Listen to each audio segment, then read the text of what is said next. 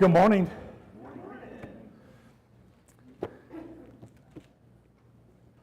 Acts, the 27th chapter and 28th chapter in fast forward.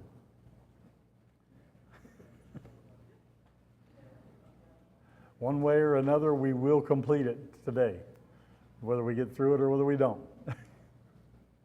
All right, so chapter 27, we are looking at this as Paul is now being sent to Rome. He's heading out.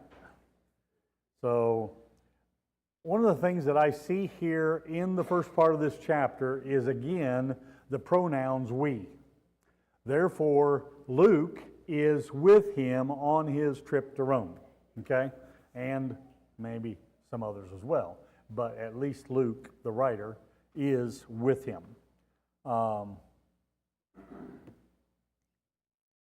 When we look at this entire trip to Rome and everything that's going to take place, I look at it as a part, literally a part of, well, starting to be his culmination, Paul's culmination of his mission of witnessing for Jesus Christ. But this entire trip is going to engulf that, and he's going to be witnessing the whole time. And some of it is, well, what I wrote down here is that if you read this chapter through and you on into chapter 28, it's almost like a short story that could probably be developed into a movie. Because there's a lot of information there about how this trip transpires and what goes on during this trip. So I found it fairly interesting, but I don't know. You guys give me your take on what you take out of this trip that is recorded here. Some of the things that jump out at you. So, when I was looking through this, kind of the end of 26 set the tone for me in my mind of just kind of what I extracted here. When Agrippa said to Festus, this man might have been set free if he had not appealed to Caesar. And so I was just reminded that, like, when your purpose is greater than, this temporal place, that is not going to make sense to a lot of people, right? And most people would be like, all you had to do was this and you could have been free. Well, there was a greater purpose there. And so you see this greater purpose continue throughout this journey. And so there was also a couple things there. In 25, they're going through all these, they're basically in a typhoon, like just horrible, storm out in the ocean, right? And talks about sailing in a little bit later times when you normally wouldn't be, but they had to get to Caesar and all this. But then they're going through all this hardship, and in 25, Paul says, therefore keep up your courage, men, for I believe God that it will turn out exactly as I have been told. And so for us, I go, keep up the courage because it will turn out as it should according to God's will. And let's trust that.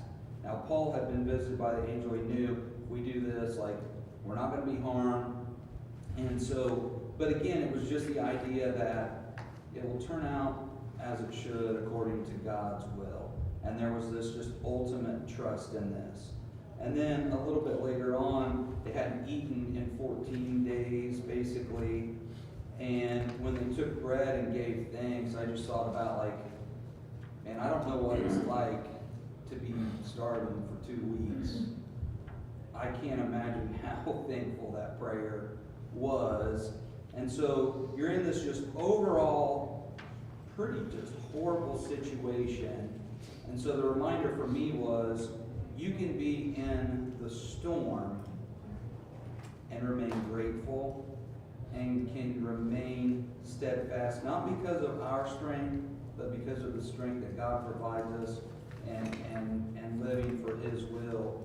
And despite being in a bad situation, you can also be an encourager for those around you. You don't have to fall prey to the bad situations, but you can rise above that and show the power of God in those moments for everyone around you. So that was kind of where my mind was extracting this with this whole shipwreck scenario and everything, I guess. Great, I think it's a great overall picture. Alan? Just to add, the thing that I took away big time is that how much influence Paul still has, even though he's in this circumstance. He's got a lot of influence with those around him. With he was just mentioning, the various speeches that he has, the various tones that he had, and we know that he's got to have Roman folks that are there on the ship, right? So it's not just people that are like-minded of Paul. This is them too that he's providing this message to, is the take that I'm getting. So I love the fact that he doesn't stop. He's still going. He's still having that influence, and that's the way that I would hope that I could be in those times of difficulty.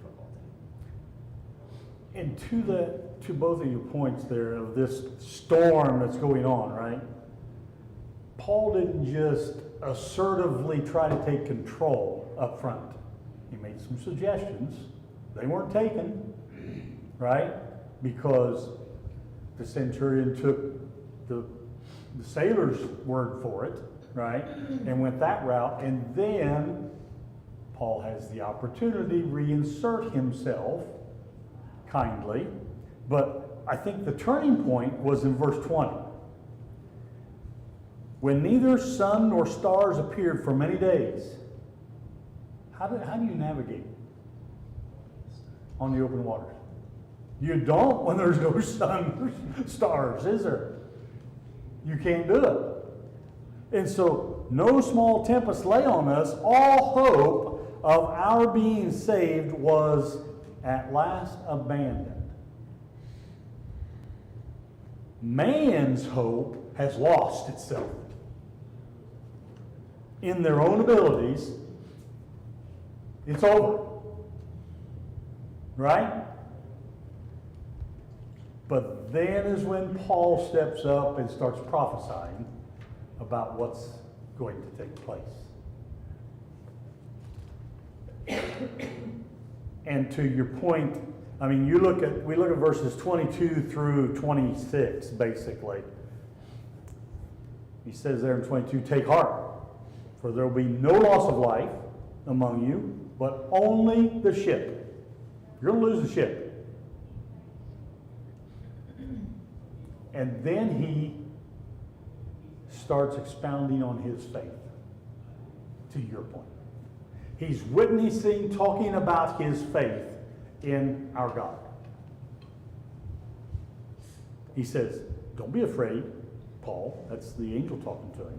He's explaining how the God talked to him and said, don't be afraid. You must stand before Caesar. You're going to complete your mission. You will get there. Behold, God has granted you all this, or all those who sail with you. So take heart, men, for I have faith in God. He's expressing his faith that it'll happen exactly as I've been told. But if you look on down later, he literally talks about how the prisoners will not lose their lives. Soldiers won't lose their lives, down in verse 42 and 43. And you'll see this prophecy fulfilled as they progress on in this journey.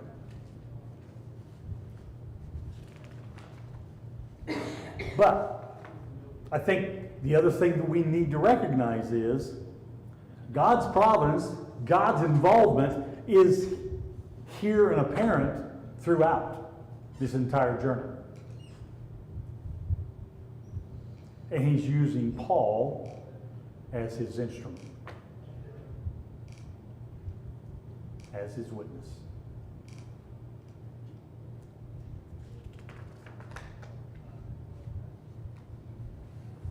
However, while God's providence is all involved, is that the only thing that's going to make this happen?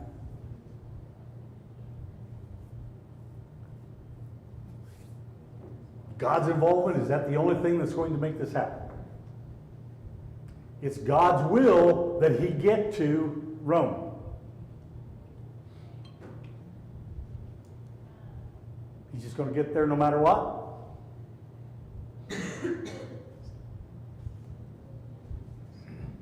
Are we going to get to heaven no matter what? We'll put it in that term. Paul still has to do something. Man has to do something. They had to do what they needed to do to make this happen. The same as we have to do our part to get to heaven. We have to obey. We have to do the will of God. I think it's a lesson we need to pull out of here. Yes, it was God's will that he get to Rome. How was he going to get there? So we have the assurance of faith through Jesus Christ. And so we can say, yes, we have many things to do, but my mind doesn't need to be bogged down about the things that might not be going right or the storms that we're going through, right? Because I have faith that God said this and it will happen, and I'm just going to keep on doing the work, and he will be a rewarder of those that diligently seek him. And so, just as Paul knew, it's going to be tough, but I know God promises we'll get here safely. Yeah, So I'm going to go about my business knowing that what God has said will occur and happen, just like we have that faith through Jesus Christ, that when he said, follow me, and that is your desire, there's a peace, I guess what I'm getting at, along that way, knowing what the end of our faith will be. Yeah, we're living in the storm, but what are we doing while we're living in the storm? Are we witnessing? Are we expressing our faith? Are we doing his will while we're in that storm that he's going to carry us through? Mind it? I feel like it's all these shades of gray too, because if without God, they could have done all those things and not made it safely. And so I heard it described recently as it is not the fruit of the Spirit that saves us. We're not saved because we have the fruit of the Spirit, but faith without fruit will not be saved. Okay.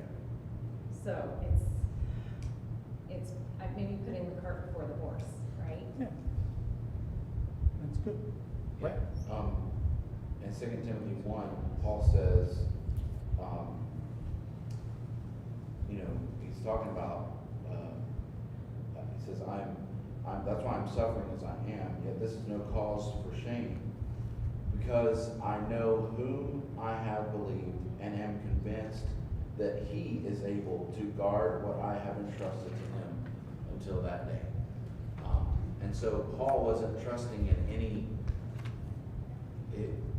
works or anything that he had done in his life to earn his salvation or to find favor with God.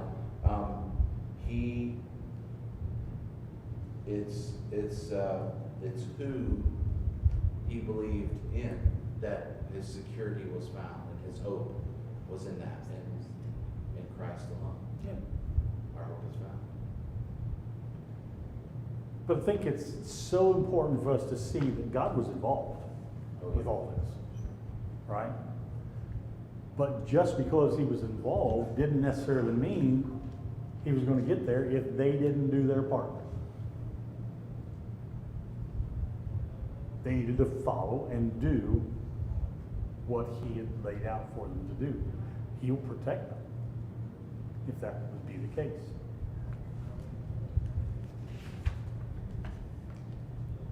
Dawson, they also have a variety of ways in which they had to react So it wasn't the exact same thing every single time, and that's good for us to be reminded of too. You know, sometimes we may have to pivot and go and try this method because, you know, these are all techniques to be able to continue on the journey, right? Getting rid of cargo, putting down anchors, but it's not necessarily going to look the exact same every single time.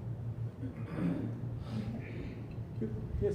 I think it's when you get to 28, 21, and it says, you know, like, no one came, there's no letters, there's nothing. And when I read that verse, it's like, it seems like everything was for, you know, Paul went through all this for no reason. Just looking at it now, you know what I mean? Like, he could have been set free at the end of 26. He was in jail for 2 years prior to that. And the people who had accusations against him didn't find it important enough to send letters or come to Rome to accuse him. And just like how much like regret, or Paul, like he could have been so mad, like I just went through 2 years plus the shipwreck plus, you know, all this other time of travel, and for what? And you don't see that, but it's like, well, what good did come out of it? All the believers he met on the way, the impact he had on the island people. We have record of it today, like, but I'm sure like in his brain there had to be at least a little of frustration of why did I go through all of this? Yeah. It doesn't make sense. Yeah, 28, there's a lot of stuff at 28 I want to touch on, which you've already jumped there, and that's great. Anything else in 27 we want to cover before we jump on to 28? The only thing I would say there, in my mind, is in verse 42, when the soldiers' plan was to kill the prisoners, lest anyone should swim away and escape. But the centurion, wishing to save Paul, kept them from carrying out their plan. Why would they have that plan?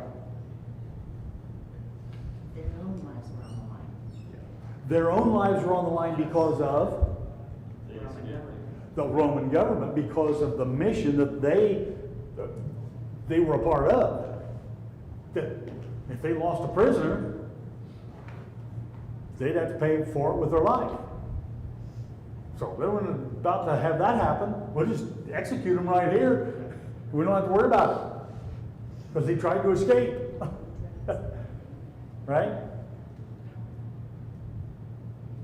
So, you know, you can understand why they would want to do that in the worldly sense and in their oath of office, you might say. But verse 44 literally says, all were brought safely to land. Everyone on them. I thought the interesting thing also, that there was 276 people that were involved with this. It's like, wow. Now, obviously, some of those must have been other prisoners that were going. Don't know how many of those, it doesn't explain that, but it's like, that's a lot.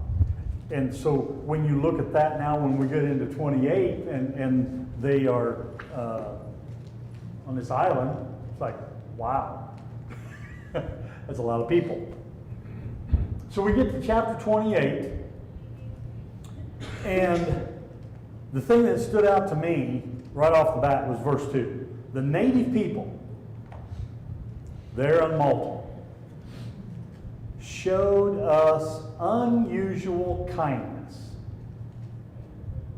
Or another version of New American Standard says extraordinary kindness. Okay, what's that all about? What do you take from that? These are total strangers.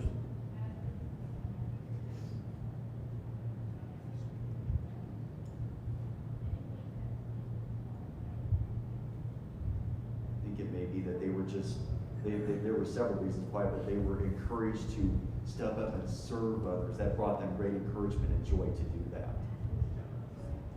That would be one possibility. Absolutely. Don't you think that's just, if you see on the news, tornado goes through somewhere and just destroys an area, And you see people just coming like crazy to help restore, get things cleaned up and taken care of. That's a part that's innate to mankind, is to care for others, to share and help others. That's what we're seeing here, is the same kind of thing. Wow, these guys are in horrible shape. Look at these guys. Step up and see a need and fill it. We see that across the nation. You don't have to be, quote unquote, in the Church of Christ to see a need and fulfill it. You see it all across the nation. And the world, for that matter. In other nations.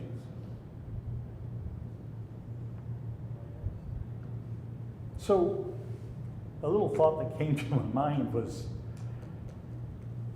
sometimes some folks get a little, I think a little crazy with their thought processes. And accepting gifts or accepting help from somebody who is not in the church. They don't want you to do that. Or they don't want you to pay for services from somebody who is not a member of the church. Because, quote unquote, you're supporting their beliefs. Really? Are you? Are you really supporting their beliefs in that? By doing that? I don't think so. You're accepting the goodness of man. And you're accepting the services, no matter whether they're a Christian or a non-Christian, of what they can provide for you that fills the need that you have. Right? I'll tell the story now because I didn't really have a place for it in the lesson for today, but my dad told a story of several years ago. You probably remember there was a huge flood in the Nashville, Tennessee area, like flooded Opry Mills and all that stuff. Well, there was a church of Christ that was flooded and just destroyed. And my dad was talking about how this was such a huge failure in the community, especially with the churches of Christ, because none of the local churches felt comfortable contributing to restore this church building in Nashville. Instead, a Methodist church, I think it was a Methodist church, they pulled together their resources. They paid to restore the building where Shacklet Church of Christ met, and supported them and got them back in their building and worshiping again.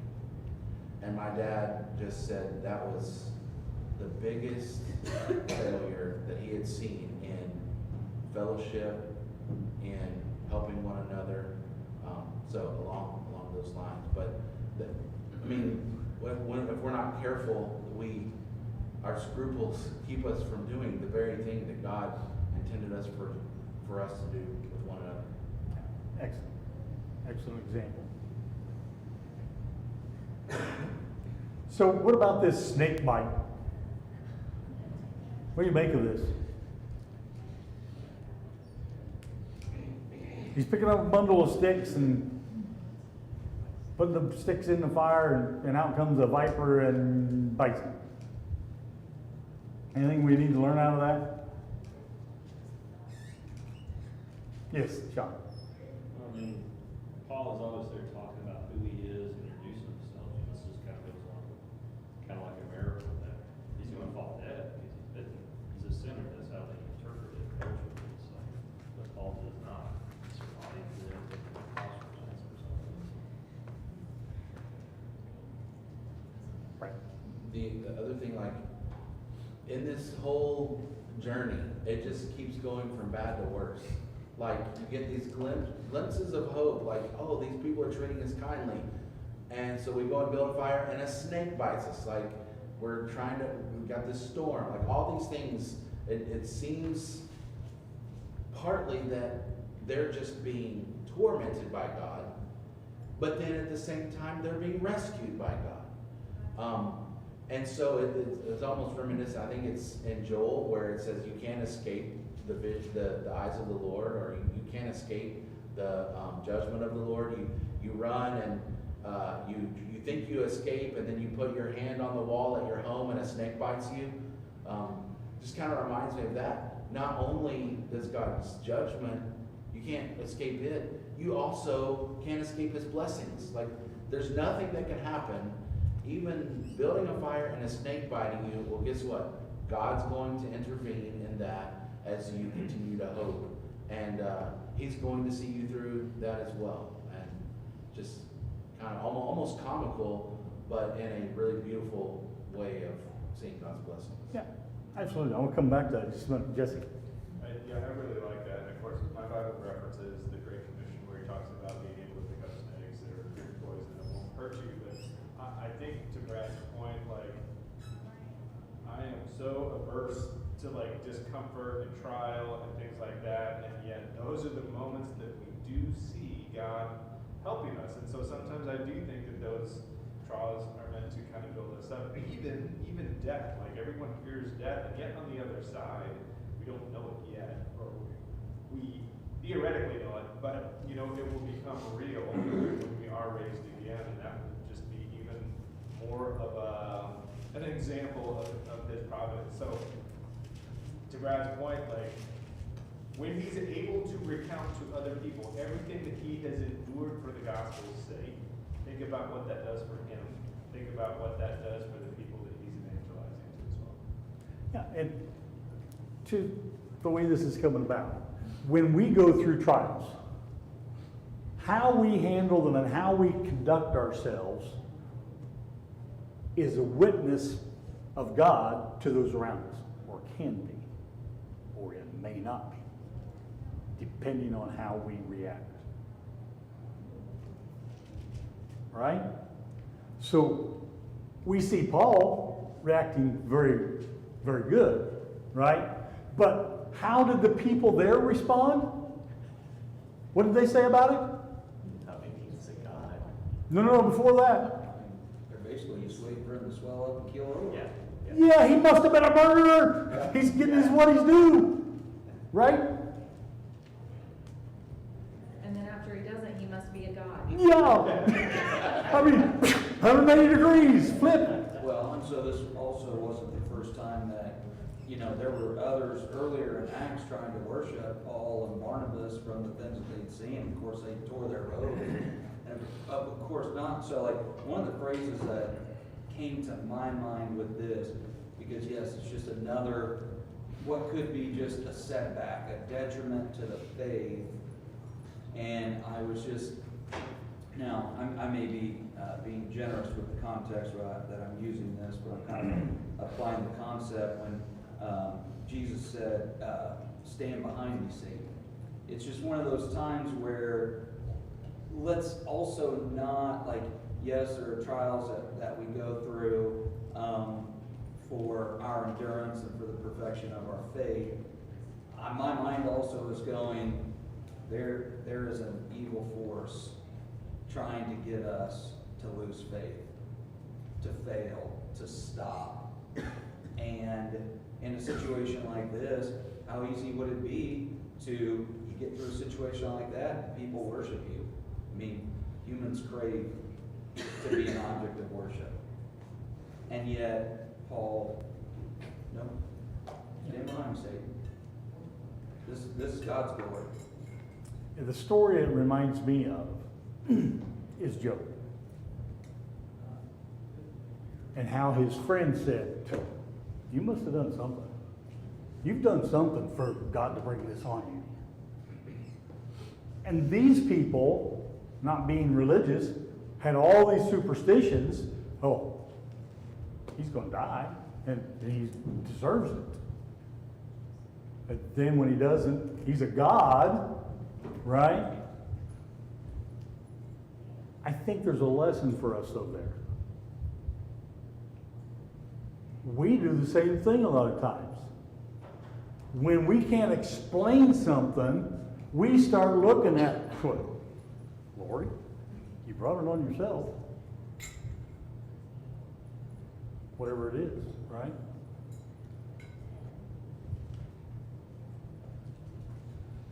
Rather than looking at it and saying, hey, this is a challenge, this is a trial, we're going to make it through it, and we're going to deal with it and give God praise during it. Yes, yes. I do that to myself. And sometimes I'm correct, and sometimes I'm not correct in terms of, well, you deserve this.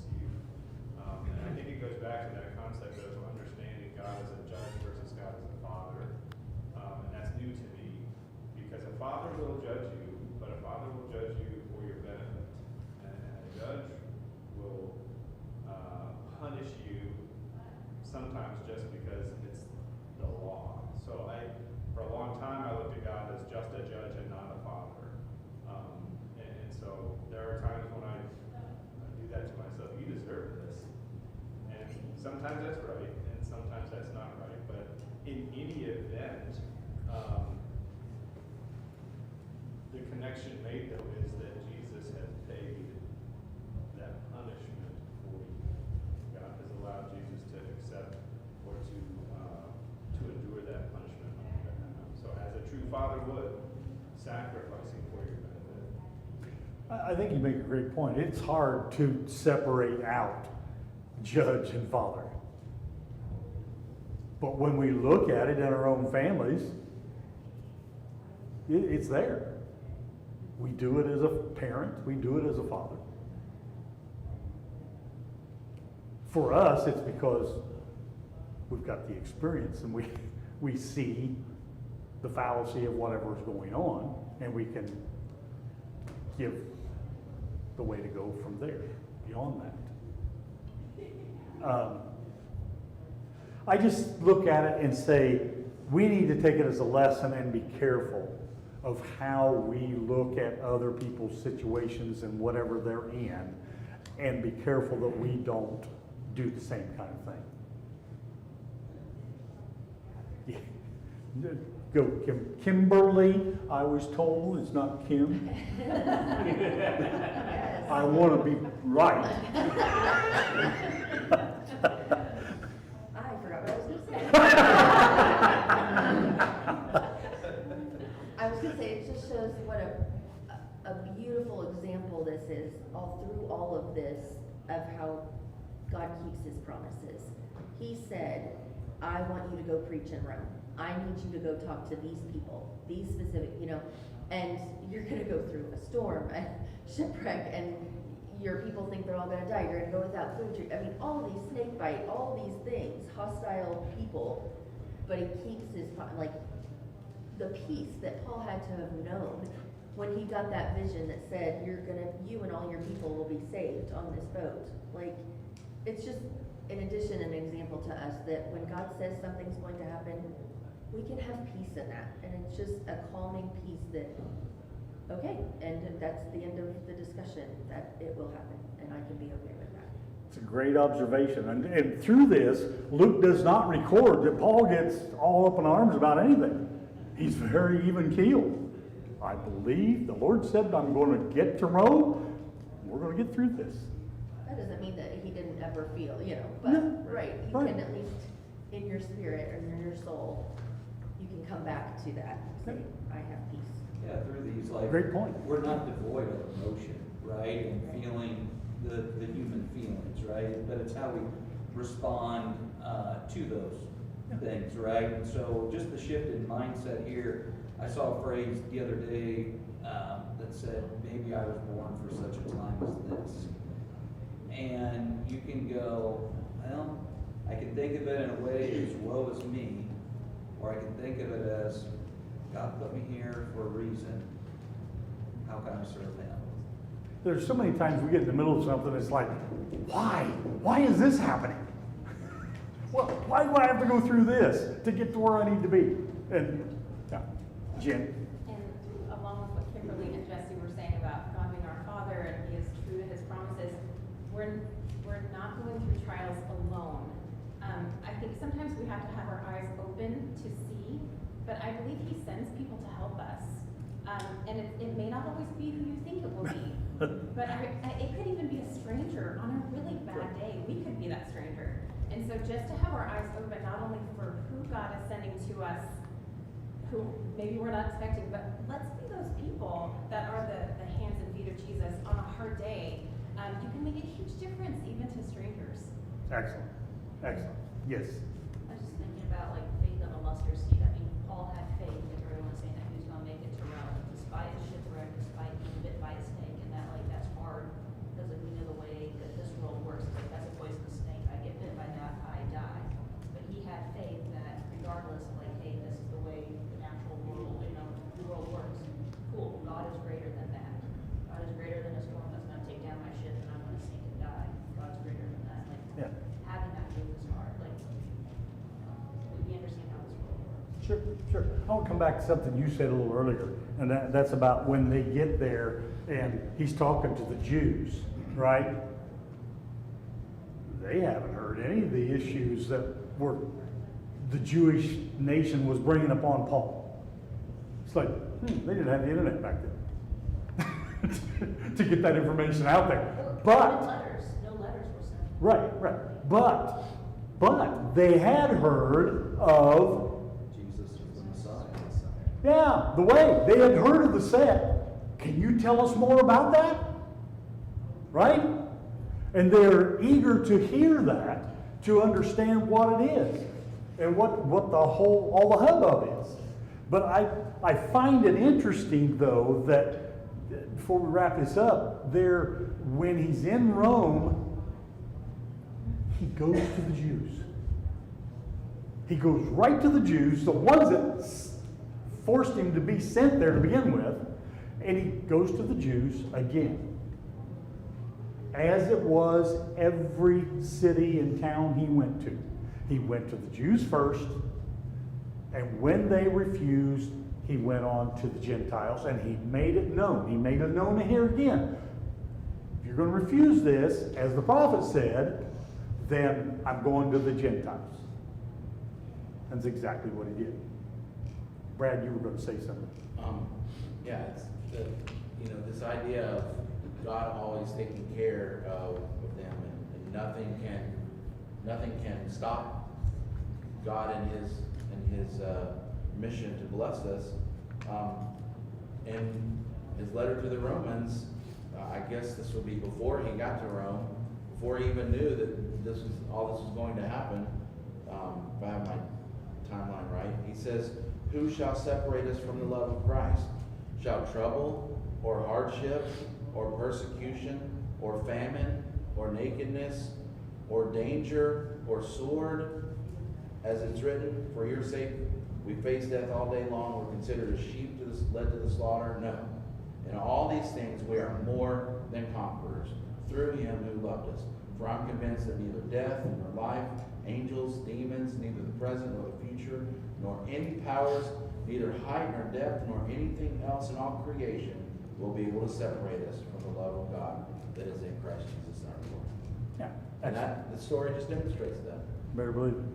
One other thing I wanted to say here before we wrap this up, and we'll try to get you guys to, but when we get down here to verses 23 and 24, and then again at verse 31, when he is testifying to the Jews, when he is talking to them, he talks about two things.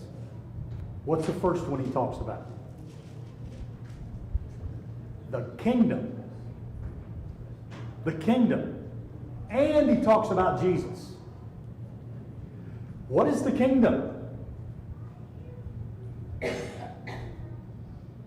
The church. So he's testifying to the Jews about the church and Jesus. Not just Jesus, not just the church. It's both together. I think that's a very important lesson that we need to take away from this. That you can't just teach one or the other. You've got to teach both. And that's what Paul did here. Alan, you were first quickly. Yep. Just a huge overall, one thing that I keep on being pointed out to is the time, how much time it is, not small periods of time that he's with people. And while he's there, he's able to be a witness. He's able to teach. He's able to, no matter what circumstance he's in, he's able to still endure despite, and it's just 3 months on the island, 2 years now in a rented prison area. You know, it just, he's still able to do the work of God. Yeah, he's finding a way Right. to share the gospel and share his faith. Mike. Yeah, I don't know if this is a question or a comment. I just think, like, if I'm bringing this home today, I think, yes, we do have peace in knowing that God keeps his promises, he's faithful, all of those things. But then we have these moments, like Renee has her back problems. And I'm guessing she hasn't heard this still small voice saying, your back problems are going to end at this point. This will not be the end of you. She hasn't shared it with me yet. Right. And so she doesn't know how that's gonna end. John Spivey had his work thing. He didn't know what that was going to be, because he didn't have God directly coming and saying, like, hey, I'm going to find you a job still within Rolls-Royce. You're not gonna have to leave the Indy area. He didn't know what that was gonna look like. And so sometimes I feel like, you know, we don't have this direct revelation knowing, in this instance, Dawson, you are living right, I am with you, and this is going to turn out this way. And that's hard. It is. It And is. so I do think that creates more stress, maybe more anxiety within us, because we don't know, like, am I doing the right thing? Like, when we left our church last year, we're like, I don't know, are we right? Are we doing the right thing? Is God with us, or is he against us? And the only thing that I can say to that is we have to have trust in our God. So, And we're going to have to, as I've said many times, we stay in the Word. If we stay in the Word, then prayerfully, the Lord will be with us. so Abraham went out not knowing where he was going, right? And he made the hall of faith, right? I mean, we can be in that same category. We're setting out not knowing where we're going, but it's not about that destination, right? It's just going despite the not knowing where is my trust, and keep focusing on that. And when you think above the earthly circumstances, you go, regardless of outcome, God is good and I'll be fine. Excellent. One last thing. The very last verse of chapter 28 says, proclaiming the kingdom of God and teaching about the Lord Jesus Christ with all boldness. I love the last two words. Without hindrance. He was there in Rome for how long? A couple of years? 3 or 4 years, something like that, at the end. And it's like, the Jews went away. All the persecution that he was getting from the Jews, without hindrance. He was able to proclaim the gospel without hindrance. I think that's pretty neat. The Lord got him to Rome, and he had some free time on his own to make things happen. I'm sorry, I didn't give you much time to get things passed out. Yeah, it's pretty self-explanatory. So we're gonna start with Peacemaker next Sunday morning. And it's gonna be more of an introductory class, but there are about 6 pages, 7 pages, to read there, 6 pages, I guess. Oh, right, there, you can download the audio book as well. Obviously, yeah, you have to pay for it, and then there are books somewhere, I think in the back. So, yeah, if you can read kind of the introduction there, first few pages, be ready to discuss. On the back of this is, it says, in order for the class to be effective in rewarding its appropriate participants to complete the following, we'll just read through that. That's your job and my job. Hold me accountable. I'm looking forward to somebody else.